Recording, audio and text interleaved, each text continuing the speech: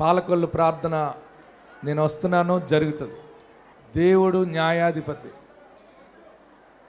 దేవుని వాక్యము బలమైనది. ఎంత ఆటంకాలు వస్తే అంత పరిచర్య జరుగుతుంది. ఇవన్నీ కూడా దెబ్బలు తిని అనుభవాలతో వచ్చిన సేవ ఇది. క్రీస్తు సంఘం అంటేనే శ్రమలతో నడుస్తుంది. ఎక్కువ ప్రార్థన చేయండి. ఎవరైనా ఏదైనా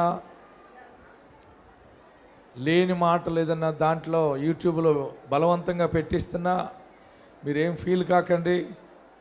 అయ్యో విశాఖ పాస్టర్ గారు ఇలాగ అన్నారని చాలామంది అంటారు, అనుకుంటుని నన్ను ఓదార్చుదాం అనుకుంటున్నారు. కానీ ఇవన్నీ కూడా మన పరిచర్య ప్రమోషన్ అన్నమాట. ఇది మన పరిచర్య 7 times కాబోతుంది.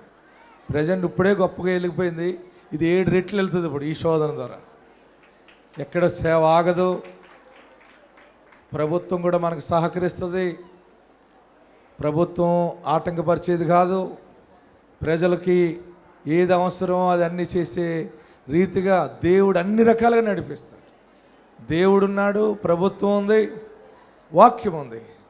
సాతానుడు ఎక్కడ పని చేయలేడు. ఆమెన్. కనుక మీరందరూ ప్రార్థన చేయండి. మీరెవరు కూడా తిరిగి ఎవరిని ఏమనకట్. పాలకొల్లు ప్రార్థన నేను వస్తున్నాను జరుగుతుంది.